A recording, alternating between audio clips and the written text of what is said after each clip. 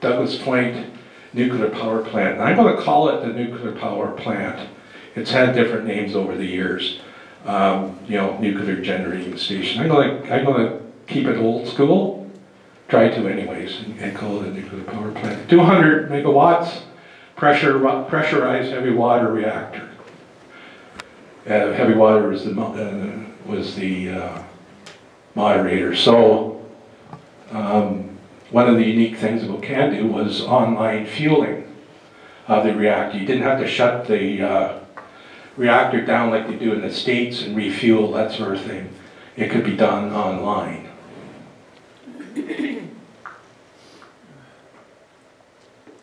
Okay, here we go. Douglas Point power plant can trace its beginnings back to one man, and that was Dr. W.B. Lewis. He initially served as Director of Atomic Research for the National Research Council of Canada. In 1952, when AECL was formed, he became the Vice President of Research and Development. And in 1963, Senior Vice President for AECL. Dr. Lewis was convinced that nuclear energy could be commercially feasible and nurtured a collaboration between AECL and Ontario Hydro. And that led to a group called the Nuclear Power Group. So it was a collaboration between AECL and Ontario Hydro. And Harold Smith was the Ontario Hydro part of the team. Now I know Harold Smith from the plant, so I called him up and I said, is this a relation of yours? Did any of you know Harold Smith from, he assured me he was not, and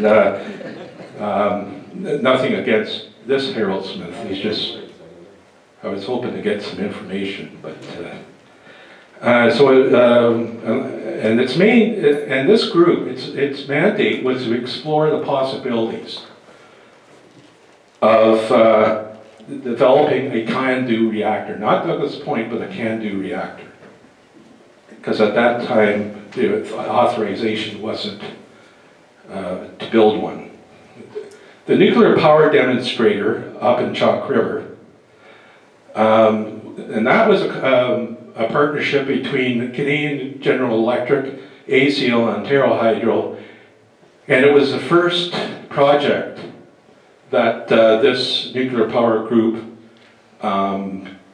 started on. It started with nuclear power demonstrator, then Douglas Point, and then Pickering A was how it rolled out. And it was started in 1955. In the meantime, Dr. Lewis, Harold Smith, and the Nuclear Power Group lobbied for the construction of a full-scale reactor. And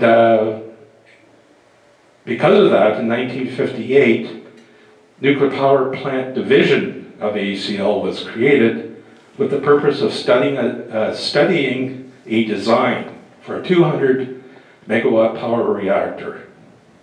Now, we're going to go to another guy,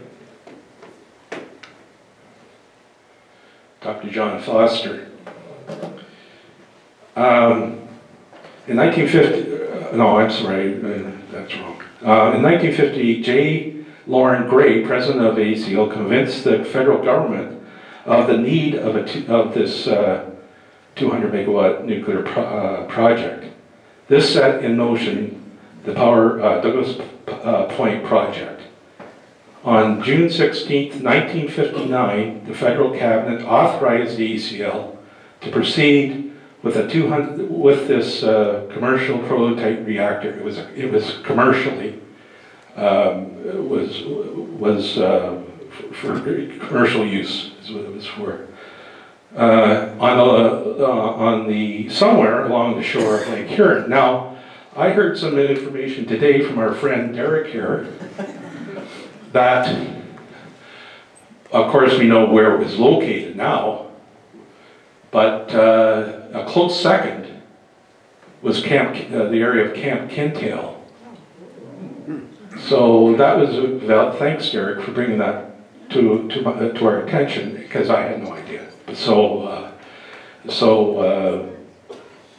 if you were a Presbyterian, then you may have had to find a different place. So, but luckily you didn't. So it was started here. So.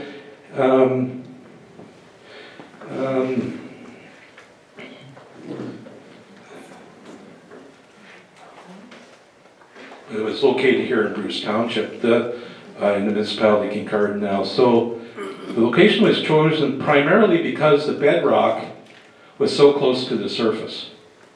Not a lot of excavation down, other than what they had to. So that was one of the reasons why they chose this particular area. This decision would put Canada on the same footing as other countries that were making nuclear power for commercial purposes.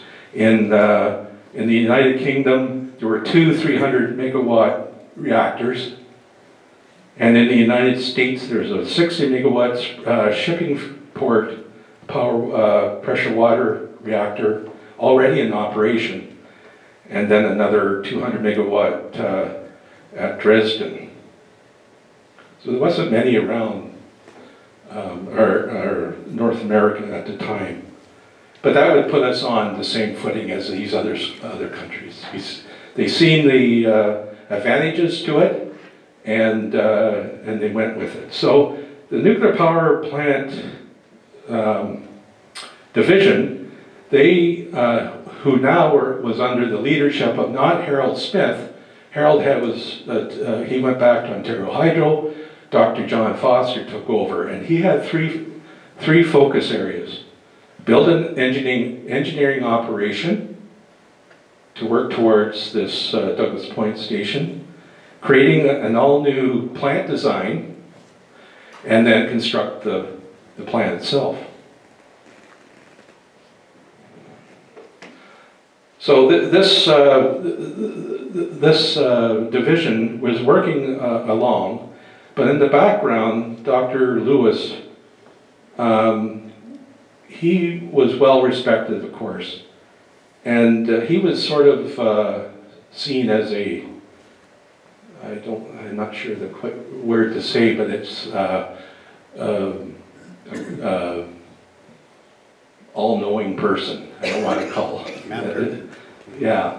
So, and he was, and they would always go to him, and because you just start something new, you're going to have a lot of problems, a lot of headaches, that sort of thing. But he quietly pushed them along, and he is also said to be the reason why Canada went with the heavy water system, because he was that was his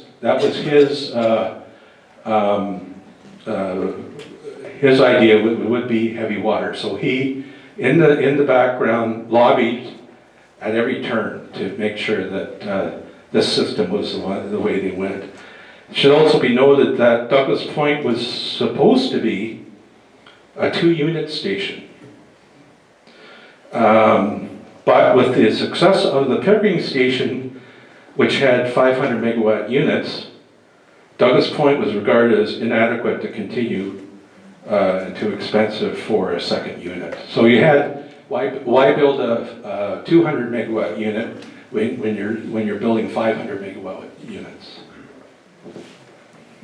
The plant was complete in 1964 and was to cost $81 million. But it was not completed. But it was not completed until 1968 at a cost of $91 million. Sort of projects we're sort of used to these days. So, and that was largely due to the extensions they had. They, the longer you're in construction, the more it costs. The longer you get your return back on your investment. And then, of course, the feds put a 11% sales tax, or a federal tax on materials and equipment. That's unusual. Attacks. But anyways, by March 1962, work was proceeding with the reactor building. By September of that year, there was a peak of 561 employees. And the heavy components were starting to arrive in February 1963. So your pumps and your bigger components. These components were offloaded from a train near Port Elgin. So they were transported to near Port Elgin. Don't know exactly where. All it said was east of Port Elgin, and then the components were trucked to site before. And this is, of course, before the train extension was to the plant. So, and then in May of 1964, they started a transmission line to the provincial grid in Hanover. So all these things were happening in parallel. 1964, the Calandria was installed after being shipped by barge from Montreal to Kincardine, then by truck to the site. And the film I'm going to show you later on will have pictures of that. Later that year, fuel had been installed, and the reactor went critical at 2600 hours on November 16th, 1966. So just after Bob and his was there. So first electricity was produced in 1967, and it was declared in service on September 26, 1968. It soon became clear that some of the equipment did not perform as expected. The main primary circuit pumps, fueling machine, valves, and thousands of bugs presented challenges to the operation of the plant. Heavy water leaks were also a problem. Although these problems were challenging, the lessons learned by these problems would later benefit Pickering A. Don Milley, the last station manager at Douglas Point, commented, "The fact that Douglas Point was delayed helped Pickering because the difficulties encountered at Douglas Point were corrected by the time they were installed in Pickering." The plant attained, through its lifetime, the plant had a capacity factor of 54%.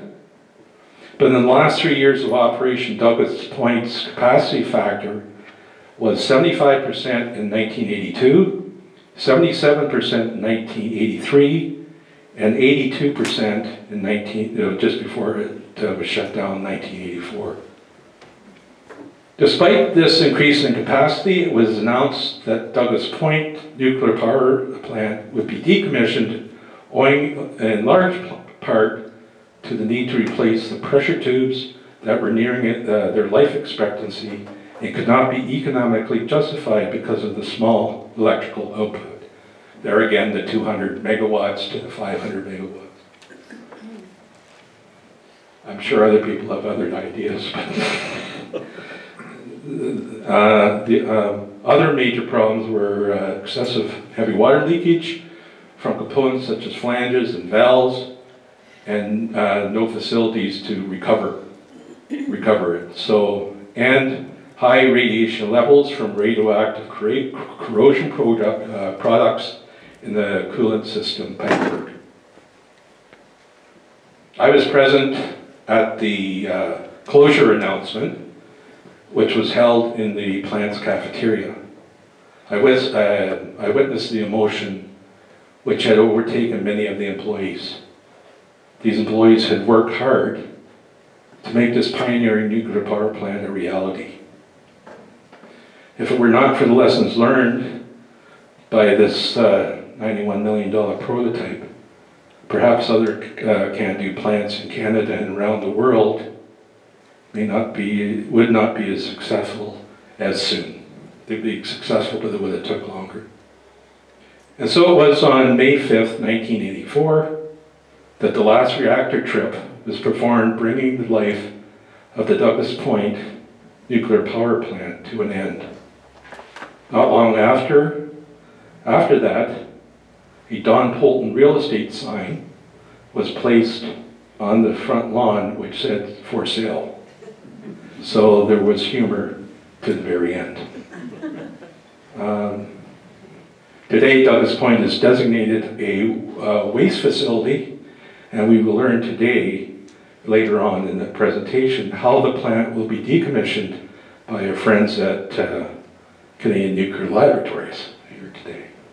So that's the spiel, and I have some other slides of some old Ontario Hydro pictures, as I say, and then some from the museum. Some of you may have seen them before. And then afterwards, we're going to have a little film that was produced in 1960 on Douglas Point that can tell you a heck of a lot more than what I can. A lot more information in this room than what I have. So we should also mention when the decision was made to build Douglas Point, a lot of the local people here were hired to help clear the forest and that sort of thing. And it's sort of funny, it always was sort of funny to me that there was a need for men with their horses to drag out the lumber or the logs and that sort of thing. You know, a high-tech nuclear power plant with its beginnings with a horse. So that always intrigued me, and we certainly acknowledge the work that they did to get the plant going. Of course, these people in the area also got jobs there, and it had an impact on the area. Things like Johnny McKenzie, who was the reeve at the time, explained that at that time in the 1960s, a lot of people had a hired hand to help with the farm.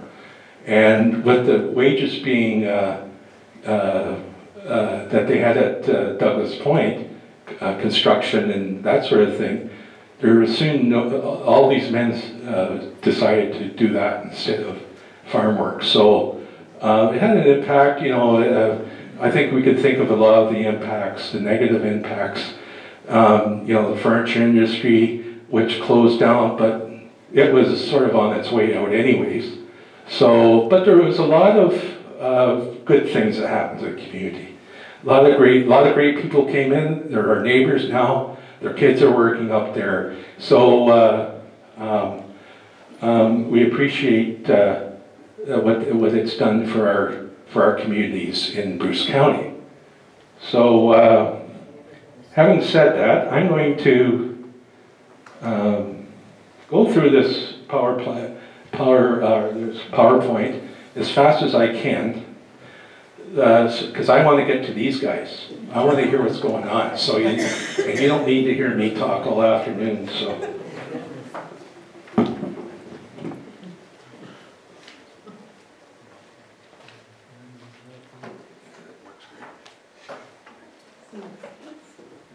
So, microphone won't come this far. So, I've got this little red pointer here. So that's the planet in this 1960s. So right here is the administration building. Can everyone hear me? Yeah. Does anyone not want to hear me?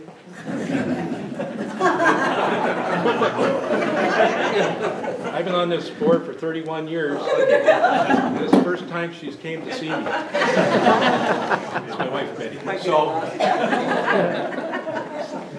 of course, everyone knows the reactor building with the dome. Right here is the turbine building, the service building, and this X here, for some reason, it intrigues me. This is the ramp that was used to take the reactor into the reactor building. And this is the outflow, cold water coming in the inflow, warmer water coming out the outflow.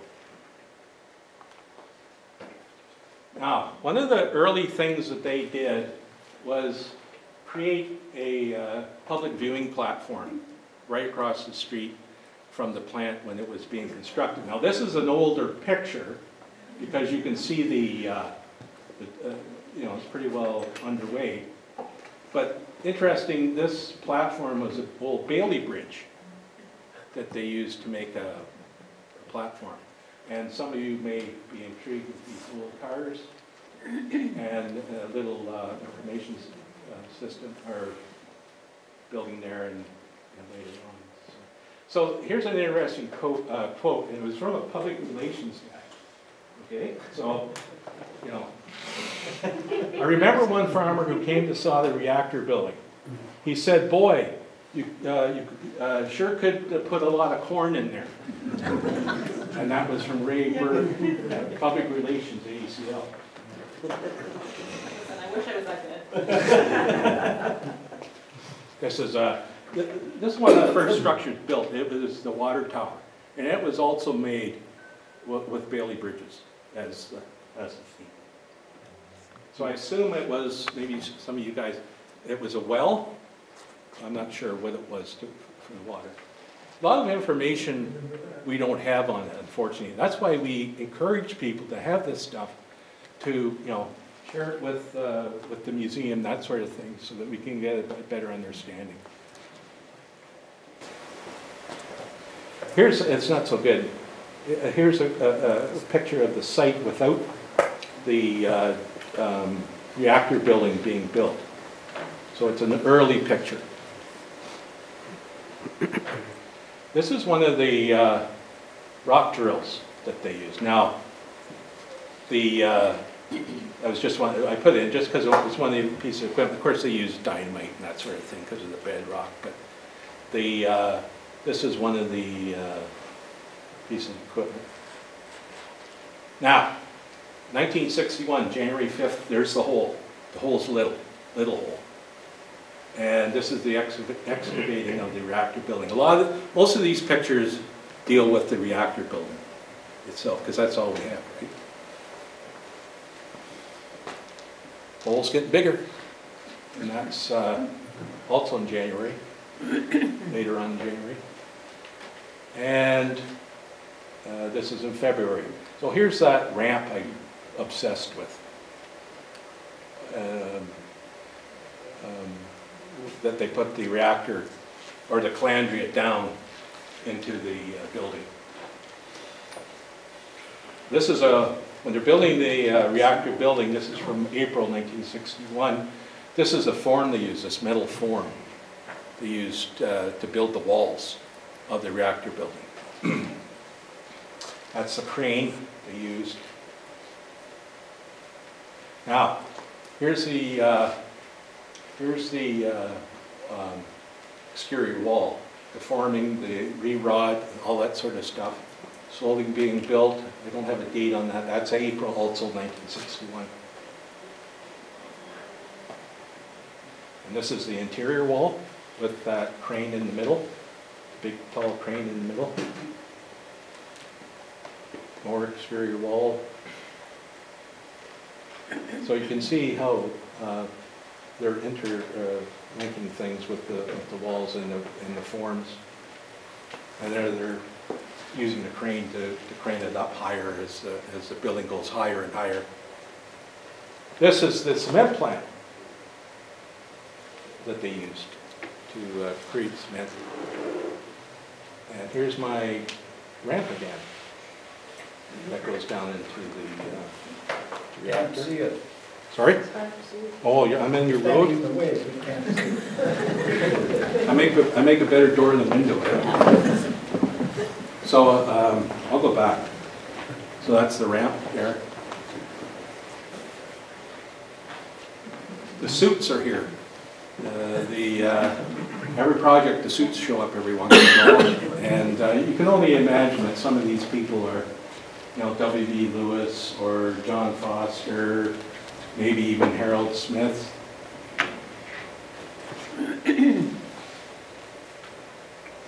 This reactor and the discharge duct. Now I said I showed at the beginning where the warmer water came out of the plant. into the lake. So this would be the way it went.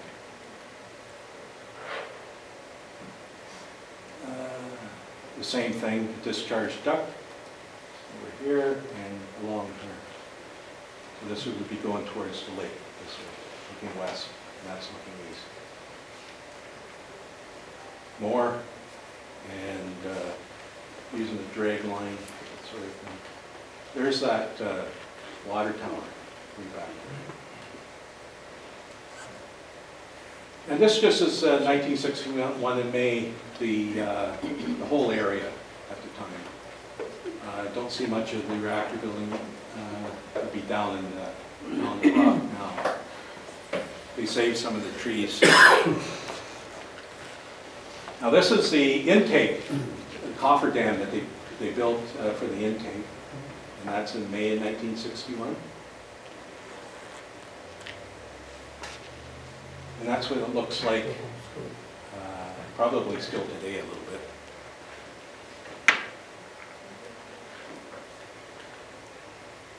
There's a picture that I found on the internet that I can't remember, or I don't know if it was copied or who put it up there, but there's the reactor building there. And that reactor building was the building that they built first, right? So, and then the rest of the buildings afterwards. So here's the progress. This is July 1961 to October 1961. So we're all in 1961, and we see what progress they made over the months of that particular year. The turbine building, back here is the turbine with the generator. There's where the electricity comes from. Now, this is, there's a couple pictures here from, I got from the museum that they got from, I think it was Mr. Thorburn. Yeah. Dorne. And so this is the gantry train that they used to offload the cars, the railroad cars, to put them on trucks to head to the site. And here's three little fellas here. Now, some of the Port Elgin people might, Ross, might know who they are. So it's like the date on here. Yeah, 1962 April. Brian Farrell, Ken Thorburn, Mike Geyer, and Roger Spratt. Yeah. Yeah, most of them. Where were you? Yeah. When I was little. You were small. And here's the calandria. Now here's a, CNL brought this calandria here if you want to see it later. It comes apart, you can see the different fuel channels, that sort of thing.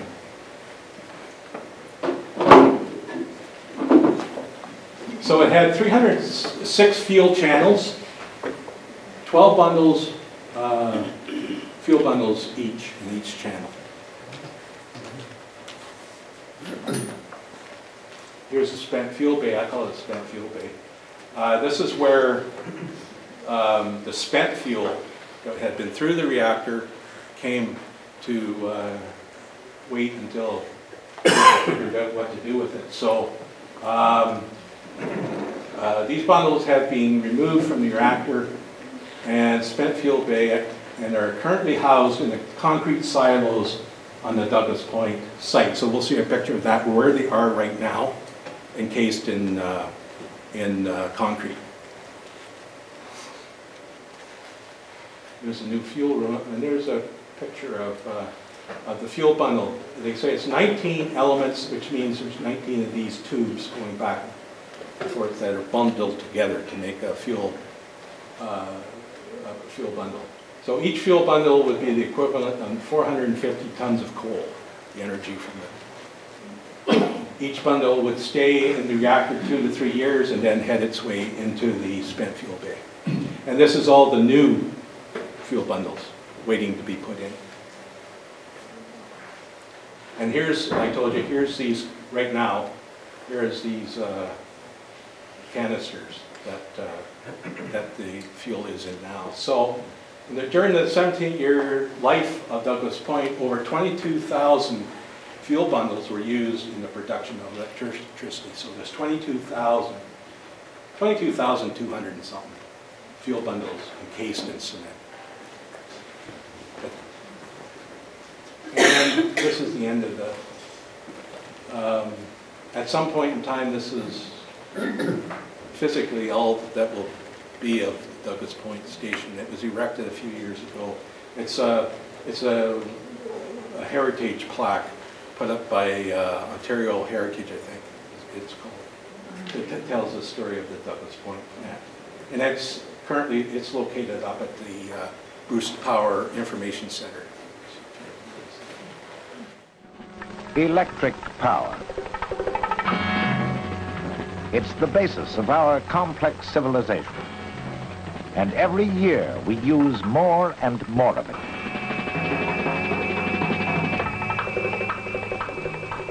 The demand for electricity in Canada is doubling every 10 years.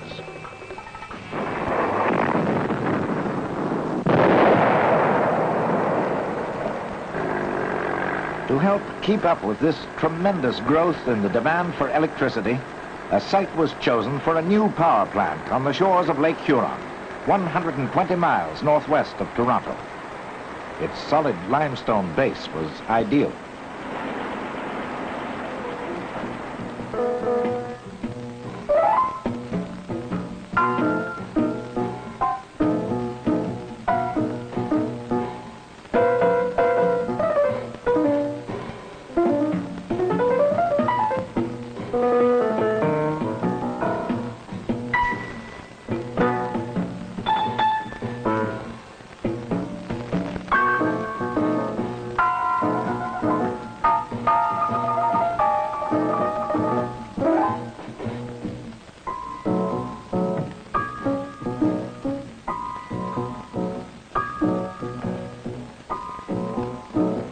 While construction went on at the site, equipment for the station was being manufactured. The generator's 90-ton rotor was machined from a single steel alloy forging. It underwent a series of intensive tests to prove that it could withstand an operating stress of 25,000 pounds per square inch.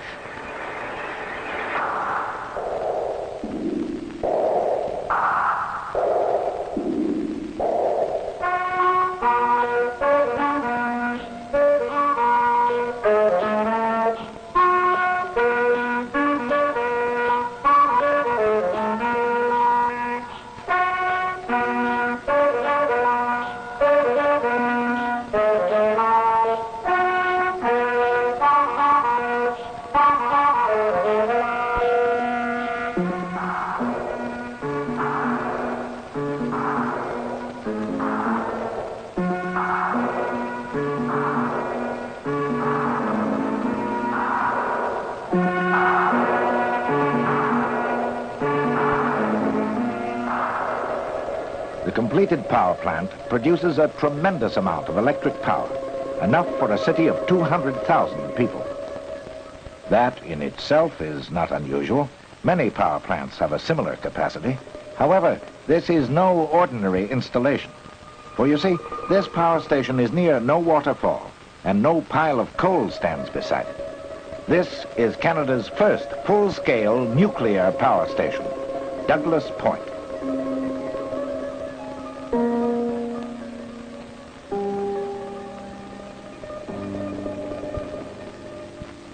Douglas Point was built because most of our economic water power resources have been harnessed. And trying to answer the need with coal-burning plants would cost hundreds of millions of dollars a year in imported fuel. At Douglas Point, the source of energy is the atom. Atomic energy is now a major source of economic electricity. An atom consists of a nucleus and small satellite particles called electrons. The nucleus is made up of protons and neutrons. Nuclear energy is the heat produced by splitting the nucleus of an atom. In uranium, atoms are constantly splitting spontaneously. The atomic fragments from the split atoms strike nearby atoms, and the friction creates heat. This heat is the energy we want to harness. But atoms split too seldom to produce enough energy to be useful. However, the neutrons released by the spontaneous splitting of atoms can be used to split more atoms if they are slowed down. At their normal speed, they are traveling too fast to split atoms. Heavy water is used to slow the neutrons down. The neutrons bump up against the heavy water molecules, and this moderates the neutron speed. Heavy water is an excellent moderator because it slows down the neutrons without absorbing a significant number. These slow neutrons split the nuclei of uranium atoms in their path, setting up a chain reaction of atom splitting.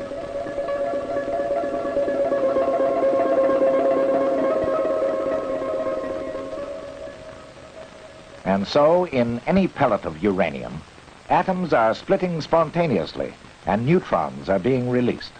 When a pellet is submerged in heavy water, the neutrons are slowed down, of course, and split atoms in nearby uranium.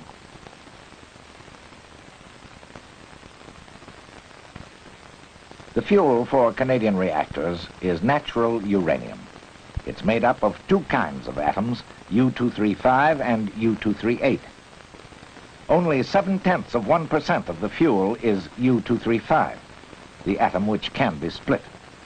99.3% of the uranium consists of U-238 atoms, which don't split. Canada has more than a third of the world's known supply of uranium, and she's developed many manufacturing techniques to produce truly economic fuels for reactors. The large-scale production of heavy water is also planned for Canada. Like ordinary water, it's a combination of oxygen and hydrogen.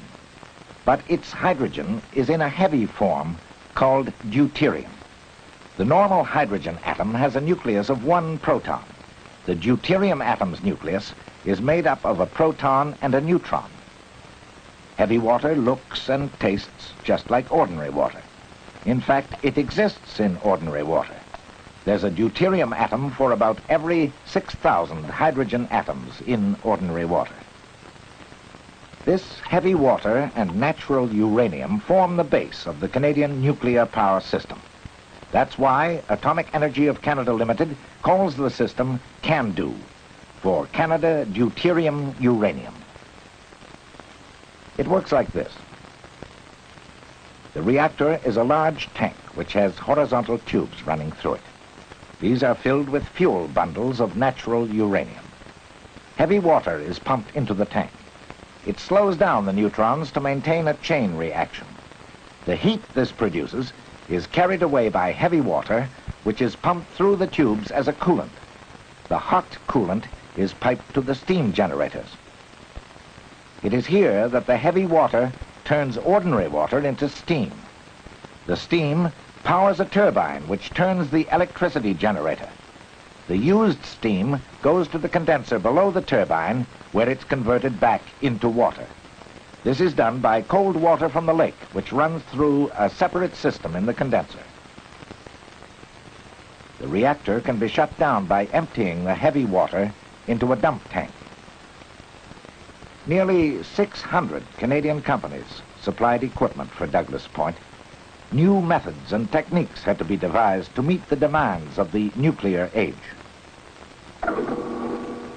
The reactor's end shields, 120-ton slabs of steel, 4 feet thick and 20 feet in diameter, were machined in Montreal. 6 of these sections of steel were fabricated into a complete end shield. The reactor has one of these shields at each end. They block radiation and support the 306 fuel channels which pass through the reactor. The reactor tank was also built in Montreal. Made of stainless steel, it is only 20 feet in diameter and 17 feet long, yet it was designed to contain 650 million watts of heat. Tubes made of zircaloy, an alloy of zirconium and tin, were inserted into the vessel. Zircaloy was used because, like heavy water, it doesn't absorb many neutrons. At the site, the reactor building had been completed and its steel dome roof sprayed with plastic insulation. And steelwork was going up for the turbine building. The entire station was designed by Atomic Energy of Canada Limited in cooperation with Ontario Hydro. A coffer dam was built out into the lake so an intake tunnel could be constructed to provide cooling water for the station.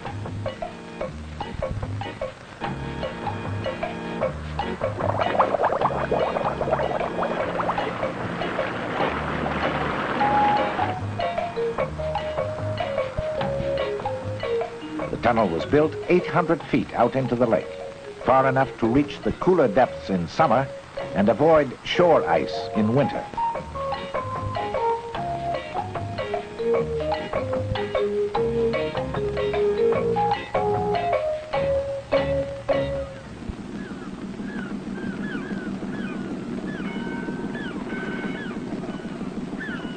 The 60-ton reactor tank traveled by barge 800 miles through the Great Lakes from Montreal before winter closed in. The tank was unloaded at Kincardine, 15 miles from Douglas Point.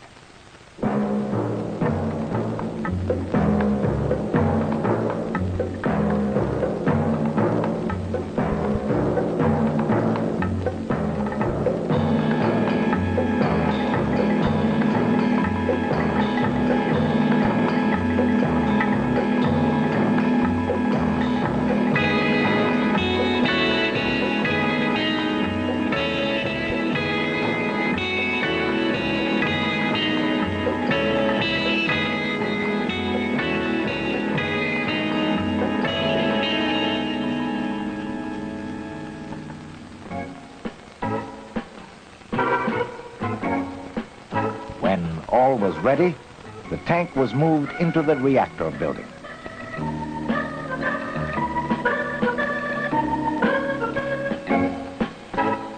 In the turbine building, the steam condenser was edged carefully into place below the turbine. 200,000 gallons of lake water passed through it every minute. The 150-ton turbine shaft was gently lowered into place. The reactor produces 2.5 million pounds of steam an hour to spin this turbine at 1,800 RPM.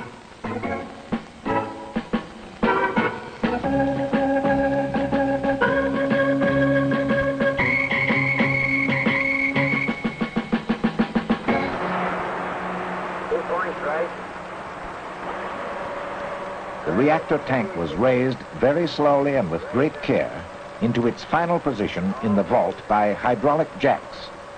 And there it was suspended from hanger rods. Are you receiving me? Are you reading my copy? Come back to me now. Are you reading me? The entire reactor assembly, the tank, the end shields, and the coolant tubes weighs 700 tons when it's filled with fuel and heavy water. Installing the 306 coolant tubes in the reactor was a delicate job. Obviously, the hundreds of joints have to be as leak-tight as possible for efficient operation, and every joint was thoroughly tested. Helium was pumped into the tubes, while a sensitive sniffer device checked for any trace of a leak. When a chain reaction starts, the fuel becomes hot. This heat is picked up by the heavy water coolant, which is pumped at high pressure over the fuel. Steel feeder pipes carry the hot, heavy water from the reactor at a temperature of 560 degrees Fahrenheit and a pressure of 1,300 pounds per square inch. One end of each feeder pipe is clamped to an end fitting. The other end of the feeder pipe is welded to a header above the reactor.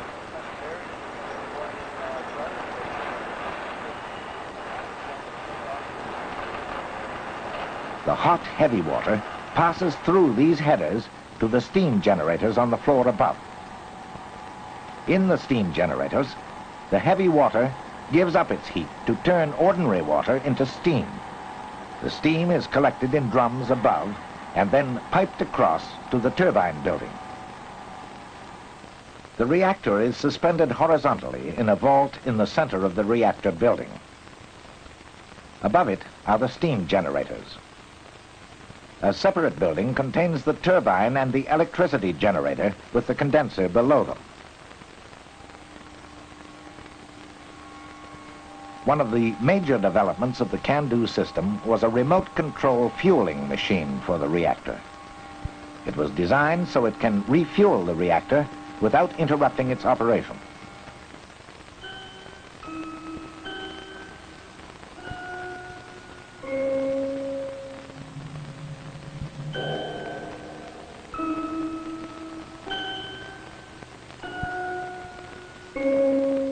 The fuel for the reactor is made up of pellets of uranium dioxide packed in thin-walled zircaloy tubes.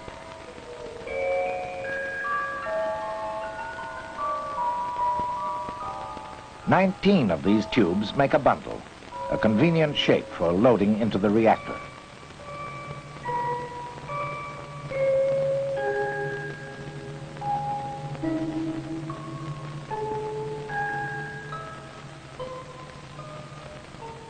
A fuel bundle contains 33 pounds of uranium and produces as much energy as 450 tons of coal.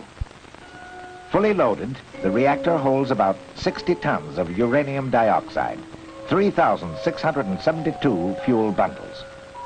This fuel stays in the reactor 2 to 3 years before being replaced.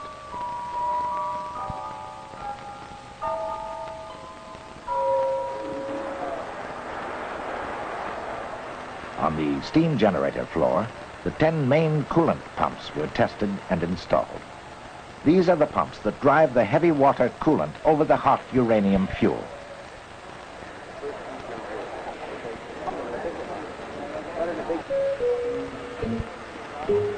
In a small inspection bay, used fuel bundles are examined before being transferred to another bay for permanent storage.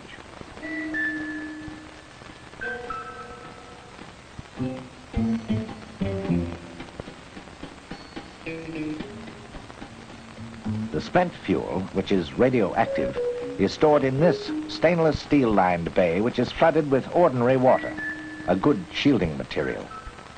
The bay is large enough to hold all the fuel the station will ever use.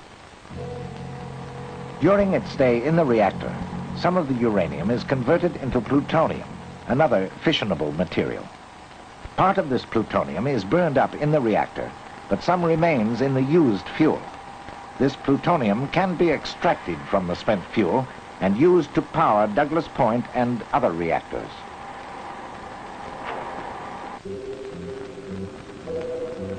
The power station's control system is highly automated. Most of the controls are located in the central control room, so the station can be run by a small group of operators.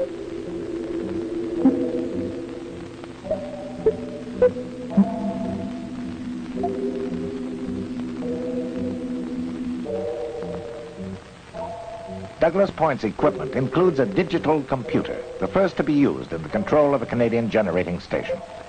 The computer monitors the temperature of the coolant in each of the fuel channels and adjusts heat production evenly throughout the reactor.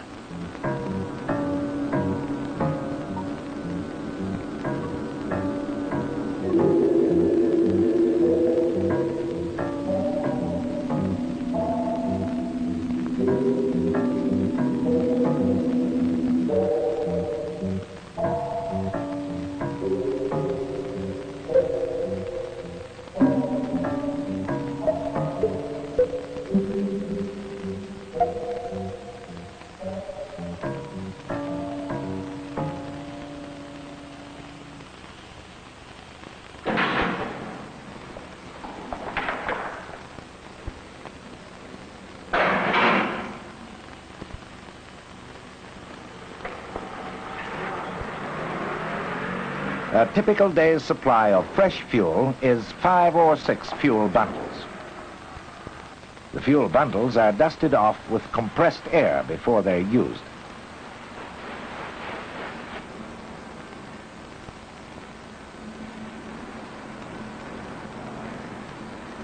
These 2 fuel bundles are the equivalent of 900 tons of coal.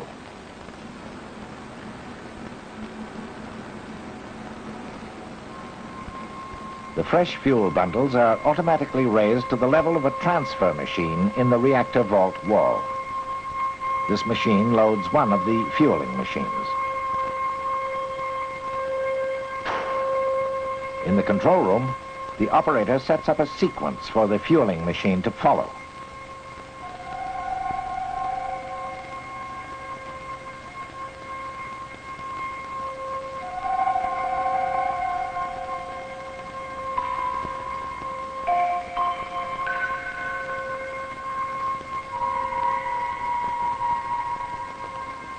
When the reactor is in operation, no one can enter the vault because of the radiation there.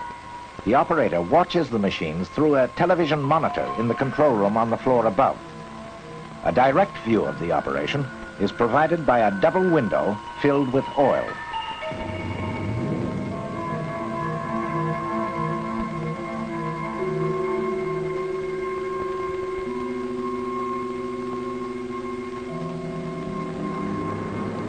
The first step is for the machine to collect the fresh fuel from the delivery port in the reactor vault wall.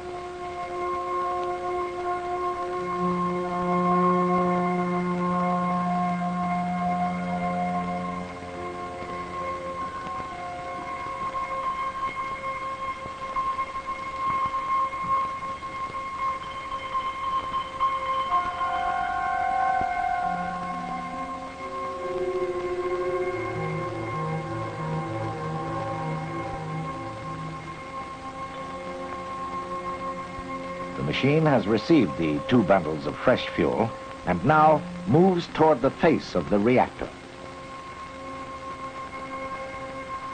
The 2 fueling machines are in the reactor vault at each end of the reactor. The machines work together.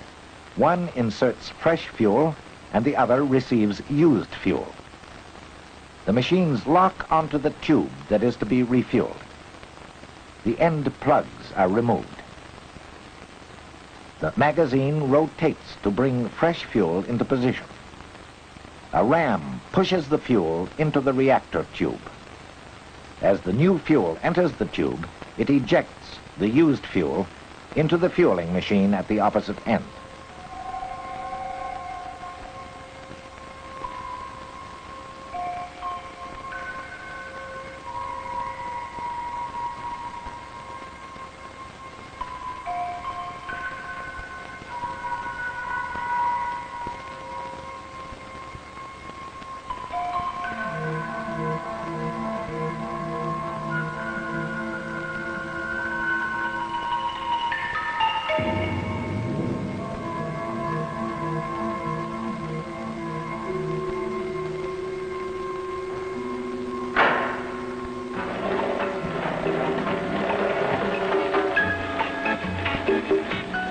Information from 550 sensing points throughout the station is monitored by the computer and recorded in the control room.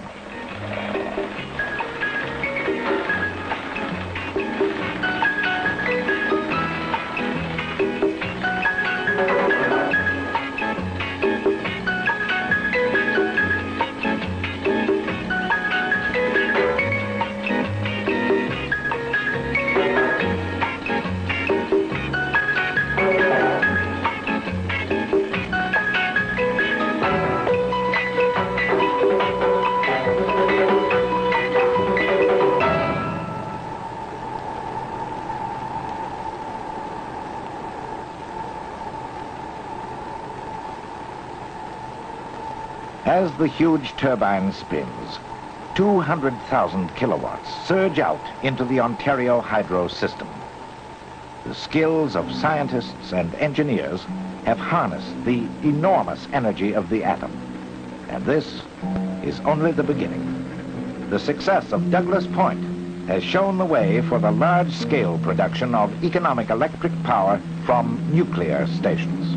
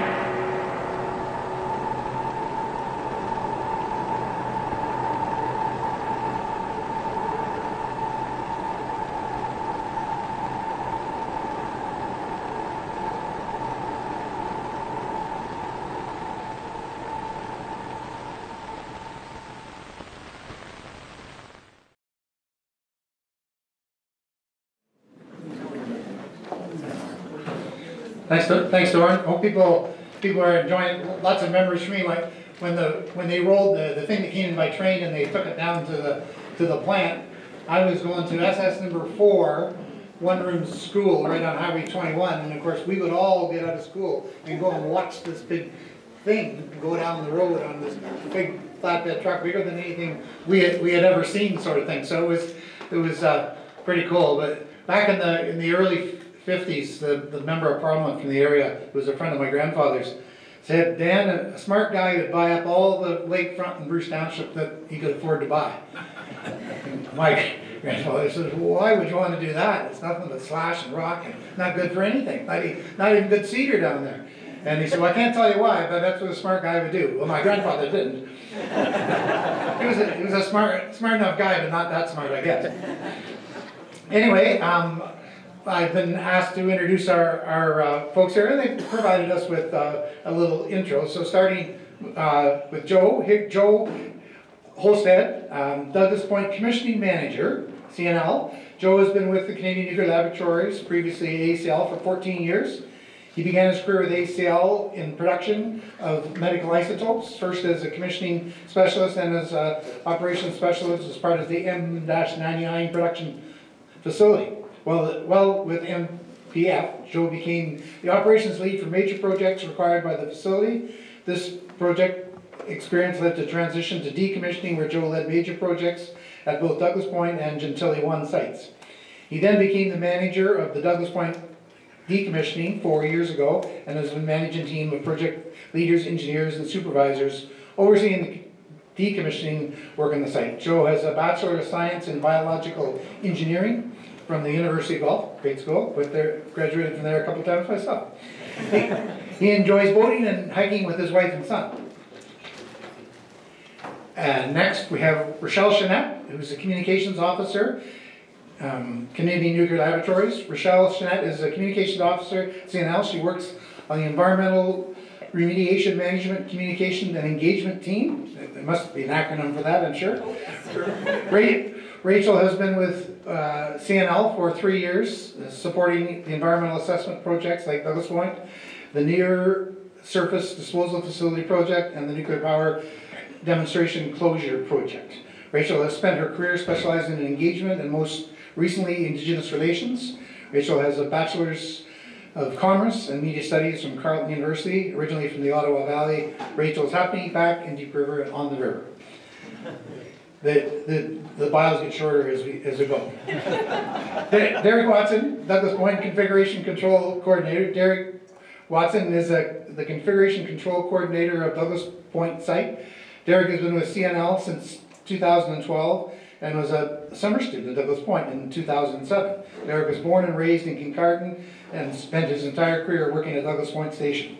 Derek has a love of local history, working at Douglas Point, making working at Douglas Point a joy. And I would say a prime candidate to become a member of our executive. So we're really pleased to have you all here. We're looking forward to update on where things are at Douglas Point, and let's have a warm welcome for our guests.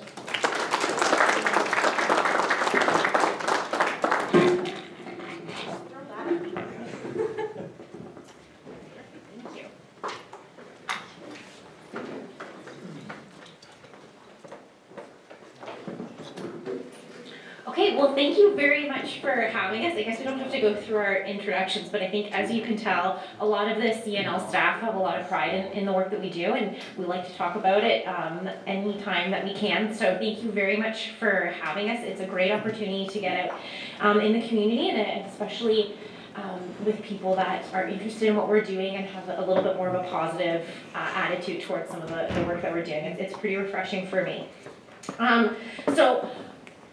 We've already done our introductions, but I just thought I would share a little bit of my history with CNL and previously ACL, so Atomic Energy of Canada Limited. So I have the privilege of carrying on a bit of a family legacy. So my sister and I both work at CNL, my brother-in-law, but my parents, grandparents, and great-grandparents also worked at the plant, and we still call it the plant. So a lot of family history there, and I'm very proud to work there, and I'm very proud to work cleaning up some of the work that my grandparents did. I call it cleaning up, but that's the environmental remediation management, and it's one of the 3 projects or missions that CNL has currently. So Joe and Derek are the real experts on Douglas Point. I'm just going to talk a little bit about CNL and give you a bit of an introduction to who we are, recognizing that you guys are much more familiar with AECL.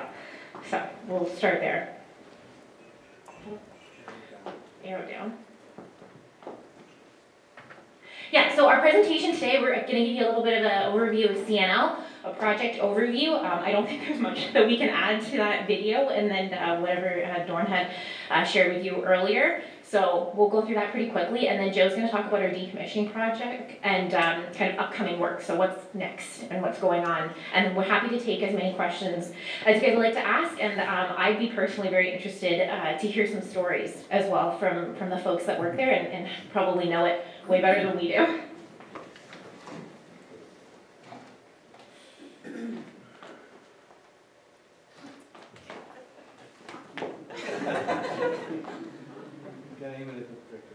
Oh, okay. Thanks.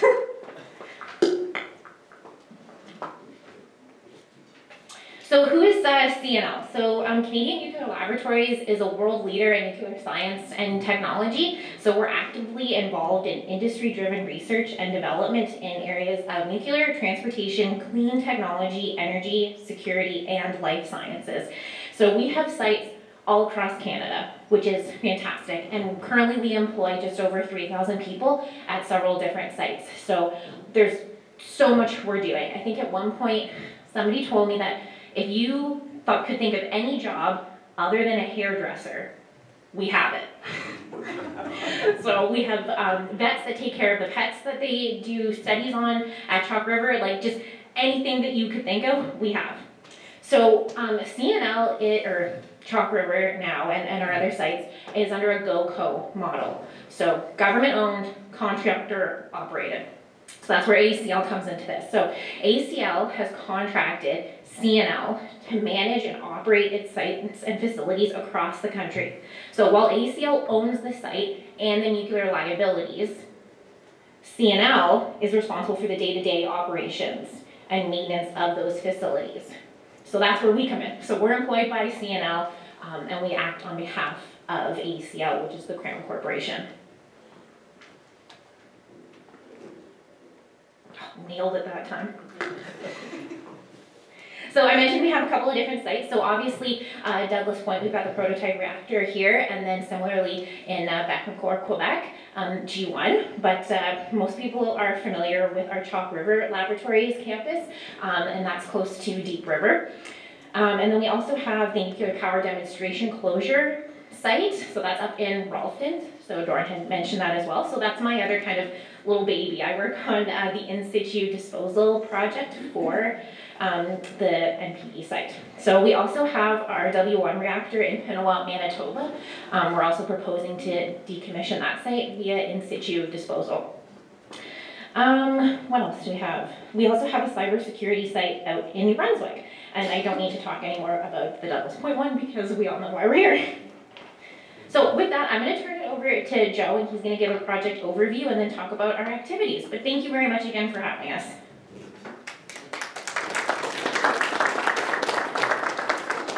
Thanks so much, Rachel. Great. See if I can get it. Oh, sorry, that's not done yet. I jumped the gun. I forgot that we have 3 missions that we have to talk about. You can tell they don't let me out that often, or we've been in COVID and I don't get to get out of the office that often. So CNL has 3 main missions. So we'll talk about restore and protect in a moment, but clean energy for today and tomorrow. So that's our work on SMRs, so small modular reactors. That's been in the news quite recently. Hydrogen vehicles, advanced fuel technologies. So CNL is really solving some of the world's most challenging problems in clean energy, building a brighter, cleaner, and more sustainable future. We're also improving the health of Canadians. So you might be familiar with the isotope production at Chalk River Laboratories that kind of put it on the map. And we've been doing that for 75 years. So CNL is really at the forefront for nuclear medicine, radiopharmaceuticals, low-dose radiation research. We've been in the news a lot recently with the actinium-225 work that we've been doing. So this is a very effective new way to treat cancer. And we're really proud of the work that we're doing there. The team is doing fantastic stuff, and that's out of the Chalk River Labs. And then there's the work that we do, and I think I've touched on that a little bit, but that's the restore and protect the environment. So because we've been operating for so long, over 75 years, we generate a lot of liabilities and a lot of waste, and there's a lot of stuff to clean up. And so the team at Douglas Point and myself, we are developing some of the world's most advanced waste management technologies and practices. So we mentioned Chalk River, so that's where CNL is proposing to build a low-level waste disposal facility than your surface disposal facility. So that is pending CNSC, our federal regulator, the Canadian Nuclear Safety Commission decision. We're expecting that November 8th, so keep your fingers crossed for us. So we're working in that area to implement decommissioning and site remediation work across all of our sites, and I mentioned a couple, so. Okay, now I'm done. Yeah, I'm pretty sure. Thanks, Richard. All right, now this is my stuff. So project overview. Decommissioning? All right.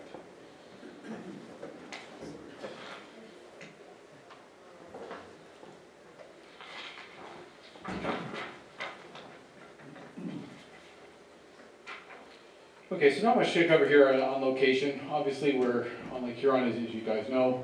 And Douglas Point itself is a 13-acre site surrounded by the Bruce Power, which is 2,300 acres. So this is a little dot on the site. If we go to the next slide, that's a picture of now versus then. I know from this specific angle it doesn't look like a whole lot, but there has been a lot of decommissioning work and prep work within the buildings, and we did get rid of some outbuildings like the old guardhouse, the steam lines that used to go to the Bruce site, as well as the plate machine shop and the tool crib. Those are all gone.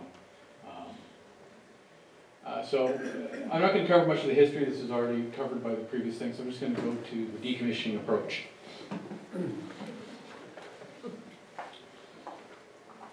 All right, so our decommissioning approach, at Douglas Point is to remove the entire facility. By the plan, it's by 2070, and by our schedule, it's more like 2036, 2037 to have everything down.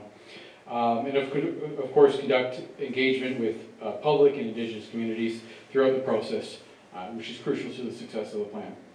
It's a three-phase approach to decommissioning. First is our first envelope is the non-nuclear buildings. So that is, I can point it out on the slide there. Can't get over there, but it's the turbine building, administration building, and ancillary facilities. The second phase, so the planning envelope B, which is the one we're approaching now, that is the service building, which you can kind of see behind the turbine building, purification building tucked away in between the RB and the turbine building, as well as the resin tank and vault, which is under the ground, which was emptied earlier, so there's no resins left. So the next phase is the internals of the RB. So this is everything but the reactor itself. This is our DDP, our Detailed Decommissioning Plan Volume 4, which is going to be submitted to CNSC this year. And then the phase after that is the reactor building itself, as well as the reactor core. And then after that is the spent fuel canister area, which is the 47 cylinders you see on the lower end of that picture. All right, next slide. So this is just an overall timeline. It shows the life cycle of the facility right from 1960 to 1984, and then all the way to the end phase of our decommissioning. I'd like to get to our license amendment. So back in 2021, March 15th, the CNSC announced their decision to grant Douglas Point Waste Facility an amended license that will permitted CNL to begin final decommissioning of the facility. The Douglas Point Waste Facility, which is completely enclosed obviously in the site. So CSC appeared before the Commission at a hearing on our application to amend the existing license to begin the decommissioning activities. The team successfully presented a case for an amended license based on a record of CNL's performance up to that date. CNC also heard members of the public and district communities speak on our behalf. Going forward, we're keen to continue to listen and build upon our relationships with local communities. The amended license that we have is valid until 2030. This period will cover the complete removal of the existing non-nuclear buildings, such as the administration building, turbine building, as well as the removal of the purification building, removal of the resin vaults and tanks, and removal of significant portions of the service building, but not all the service building, which we'll cover later. After 2030, we'll have to amend the license again and then cover the rest of the site. So, work completed and upcoming work. So this is what we're actually doing. All right, so work that's ongoing right now. So our non-nuclear buildings are just ready to start demolition literally next month. We're starting some of the prep work. In fact, in that middle picture, the steam bridge you see, we have a crew coming next week that's going to start tearing that apart. That's how we're at the cusp there. Prior to this, so the configuration, electrical configuration, I think, on site wasn't really kept up over the years. Multiple owners were like Bruce Power used the turbine building as a storage facility. We had a group that used the office areas to set up offices. So we kind of lost our electrical configuration. So we had to dig a perimeter trench all the way to bedrock around the whole building to confirm that we didn't have any sources of electricity we didn't know about. So just confirmed that the whole building was cold and dark. So that was performed and completed in May of this year in prep for future dismantling. And we're just about finished all the hazard abatement in there as well.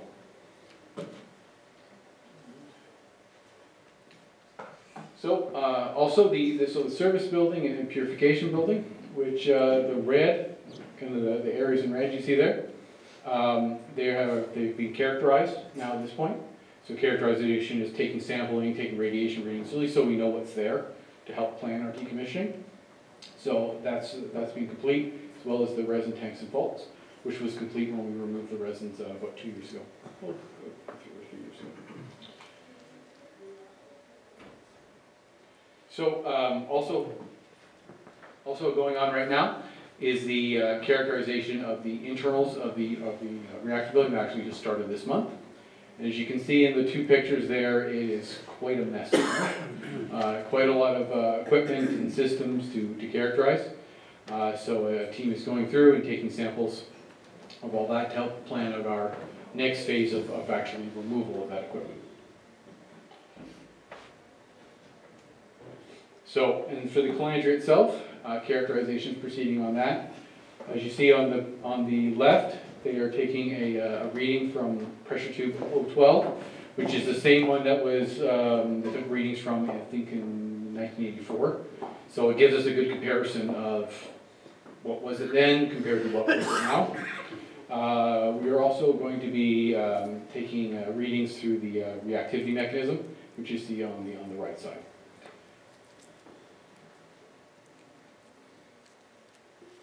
Okay, on top of, so there's the decommissioning project, but there's also a number of other projects as well.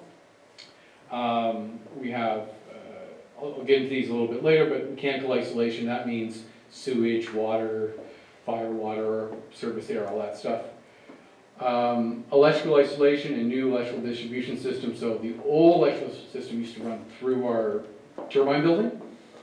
So we had to route a whole new power system around the east and then the south to keep the power on for the ventilation system, the lights for the RB and service building while we tear down the non-nuclear buildings. So that's what it means by the new system.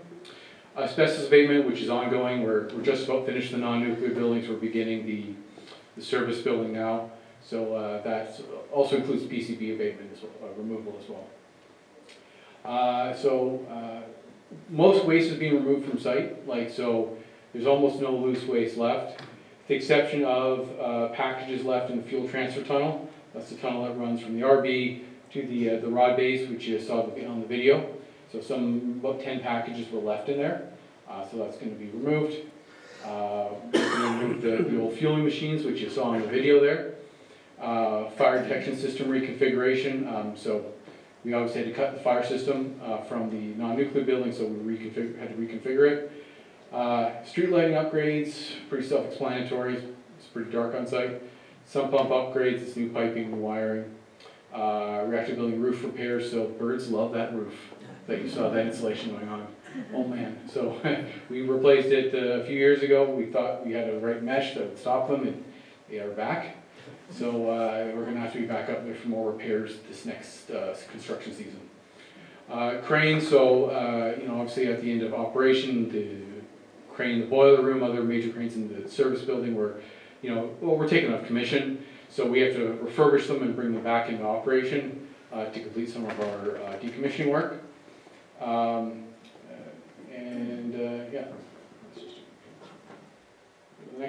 next one here. All right, so I'll just have some pictures to a little bit explain some of the things I just went over. So mechanical isolation, that included fire, water, hydrant, and isolation of new hydrants. So that's installing a new hydrant at the edge of the site. Electrical isolation is the one thing. So we have a new system, and all that new system is just green cabling. So the idea we have is anything powered with green cable, that's live. Everything black or left behind is dead, and you can remove it. So that's the point we got to in the non-nuclear buildings, and we're going to get there for the rest of the site as well. Right now, we'd only trenched around the non-nuclear buildings. The next construction season, we're going to trench around everything else. Specification I mentioned, it's pretty self-explanatory. I have a good picture there on the lower, the lower left of us coring through into the fuel transfer tunnel where we put a detector and some cameras because we got to plan for the waste removal package in that transfer tunnel, which is some intermediate level waste stored there. And then, of course, the fueling machines there. And maybe just also be clear for anyone who wasn't clear already, there's no spent fuel left in this facility other than those spent fuel canisters, which were shown earlier. Okay, so yeah, just fire detection system upgrades, street lighting, sump pumps. Sump pumps right now are just, it really is adding two, some redundancy and some actual automated controls for it, because right now the crew has to go out there and manually do it. Manually plug it in.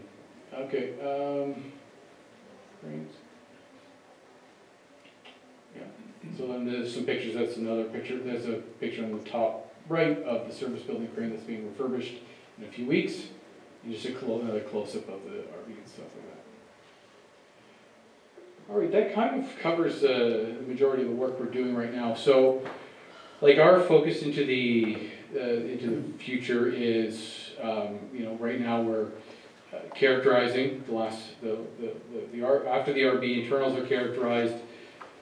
It's on to actual removal of the components within there. So that's going to be our major task for the next few years, as well as finishing demolition of non-nuclear buildings, demolishing the purification building, demolishing the resin facility. All of this takes us, like I said, right now current schedule around 2036 or so. We have everything. Our goal is to have everything out. All that's left is maybe about some concrete services like that, but other than that, we pulled out all the services, remediated everything, and we're off the site. Any closing?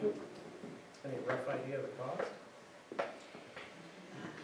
Yeah, so it's expensive. So it's right now, I think overall, you mean overall start to finish decommissioning? 900 million, something like that. Right, if you go back in time. And also that's adjusted for inflation in the future as well. So that can be a bit deceiving, right? So that's in 2036 money. if that makes sense. So that's when you're going to be done, is 36? That's according, as project manager, that is when I'm telling people I'm scheduled to be done. You'll be retired by then. Our commitment to the CNSC and all that is 2070, so Oh, I right. plan on beating that. So is any of that stuff, is that what they're wanting to bury? That's not the stuff that they're wanting to bury in farms or stuff, is it, or? So The waste? the waste, no, all the waste, all the activity you see here that we're removing from site is either going to Chalk River, Oh, no. right? But we've removed, maybe I want to talk about this too. So we've removed a ton of loose waste from site, many, like we've removed, I think something like 100,000 tons of loose waste at this point, like a lot, and we're at 97% of that was being recycled, including even the low-level stuff. So we work with a partner who's based out of Brampton, and what they do is, if it's metal waste, they can recycle it. So rather than leaving it as a Canadian liability, that is contaminated metal is recycled, and we don't have to worry about it anymore. It goes into shielded blocks used in reactors around the world. But any other activity is owned by Chalk River, which is essentially the Chalk River site. But I just wondered if, because I know down the Teeswater, Clover down through that way, no, they've got signs, no new burial or whatever. Yeah, so you're referring to the deep geological. Oh, Yeah, okay, yeah. oh yeah, sure. So the That's not- NWMO, National Yeah, that's not used. Waste Management Organization, they're the proponent. So CNL's the proponent for like this project or the NSDF one, and WMO is the proponent for the deep geological repository, and that's for high-level waste. So it'd be like the spent fuel and things like that.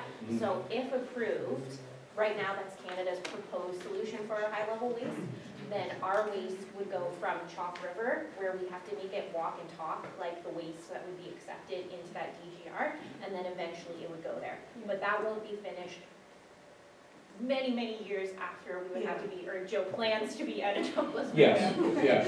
No, So, I just was wondering. No, it's a good question. We get that a lot when people look at the spent fuel canisters, because that is the proposal for where that would eventually end up. yeah, so I guess ultimately to say that it could eventually end up in the DGR.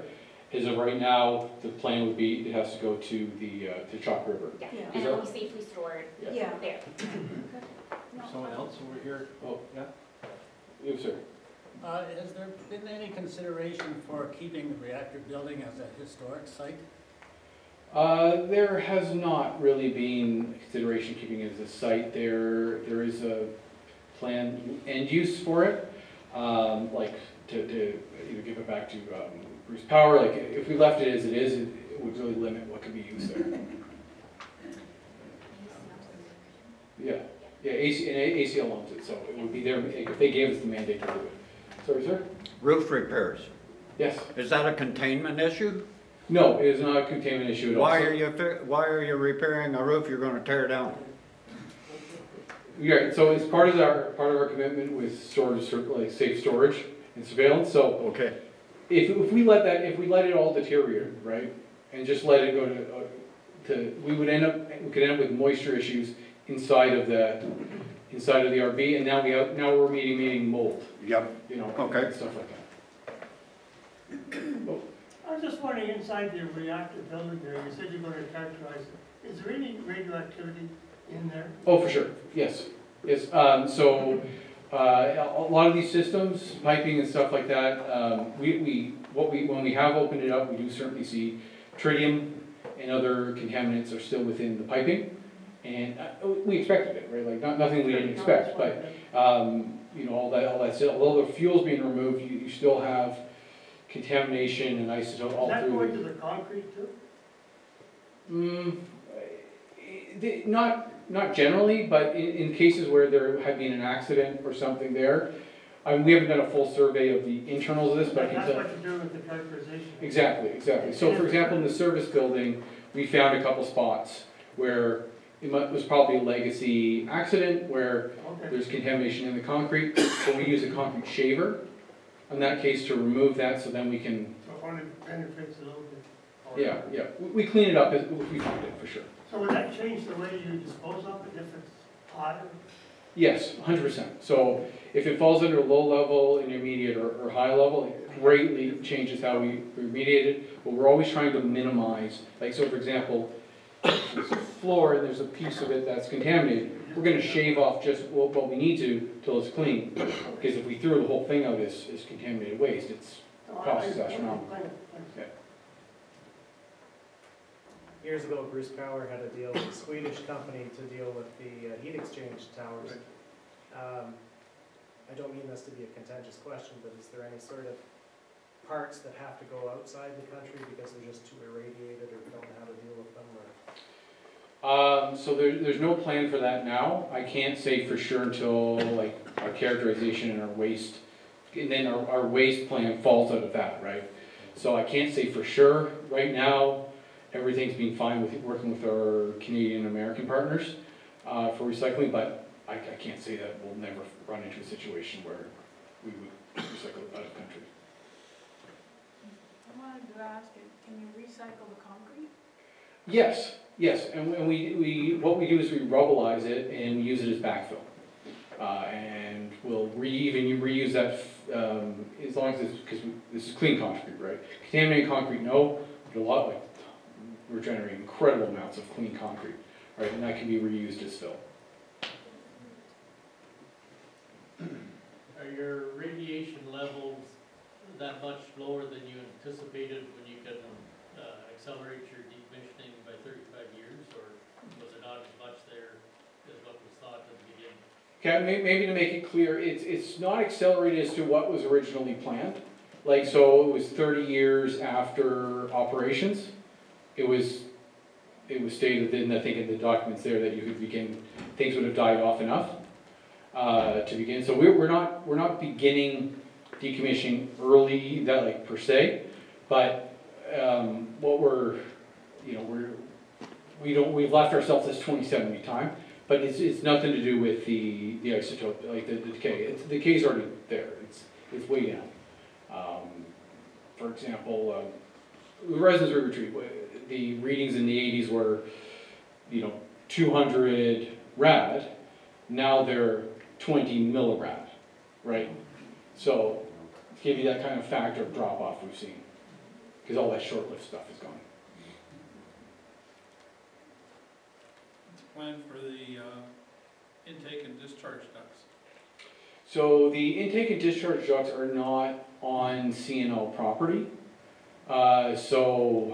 We don't have any, like the plans to leave them and keep them intact, because I think they serve the storm water system for Bruce. So we do plan on leaving that because it's not really part of our site. Thank you. So the old pump house, stuff like that, that's still owned by Bruce Power, not by CNL, so we can't touch it. Any other questions? Did you want to tell them about Eric's? Oh, right. So I think it was pointed out we have the nice 3D printed model that our group doing the calange removal made, and we also are going to be setting up a VR headset for those interested. You can take a look and take inside with the East Vault. Yeah, he's one of the reactor vaults, and so you can. We'll have a chair there. You can sit down. You can look around like you're in the East Vault. And so we thought it'd be a neat little thing. It has the ability to go all around the RB. Like we did a 3D. They call it a digital twin. So basically, this is like it sounds like. It's a twin of the RB in virtual reality and stuff like that. So it helps with work planning and stuff like that. Because if you want to tour around the RB, you're getting dressed up, you're putting on a respirator, all this stuff. Now here you can just do it from the comfort of your desk. So we'll set that up for anybody interested. But of course, if you feel, or sit down to use it, and if you're feeling a little bit queasy, not really bad, just take it off. It happens. It happens. Get motion sick usually. Yeah. That's the only one, but what is that thing? With this? Yeah. That's the calandria. So what's that? Well, that's the reactor itself. Oh, okay, Yeah. so it's the cover of it? Yeah, so It's just a little model of it. Yeah. Maybe the only one didn't know what it is. No, but. Yeah, so there are the 306 pressure tubes. Okay, what's inside it? Yeah.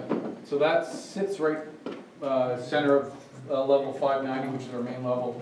And if you go to the VR, you'll see the face of it. It was that big enormous thing that was lifting up the house. Yes, it had a machine called a fueling machine in front of it. If you watch on the video that they were using to push the.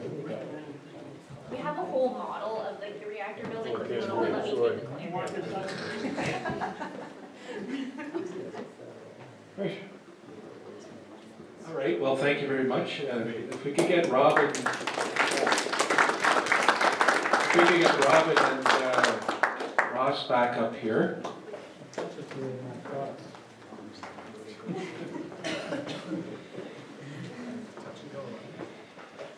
On behalf of the group, I'd like to express our thanks for the update, and so many people here has spent time working there, and it's kind of nice to know where it's all going, and remembering that in the world of nuclear, the money required for decommissioning and dealing with the fuel was collected at the time that the energy was sold. So it's not new money that is going into this. This money has been put aside and is there for that. So people should know that. Anyway, we do appreciate your time. We appreciate you coming out on a weekend to do this, and I'm sure there's probably some people that are interested in asking you some more questions. And Robin has a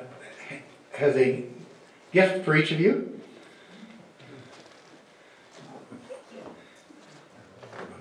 Robin's one of our prolific writers in the area, and a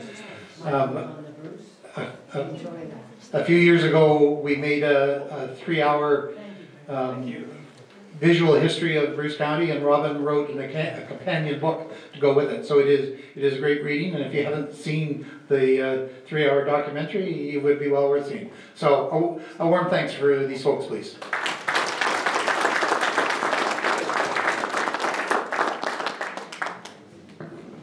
So we'll take a picture after the conclusion, Ross and Robin and our 3 guests here. So I better look at the agenda in case I forget something. Is there any new business? Nope, okay. So on behalf of the Society, we really appreciate the support you gave us today by coming out. We hope you enjoyed the program. As I say, remember the museum when you're trying to get rid of stuff. I've taken a lot of stuff up myself. We don't want a reactor building though. No.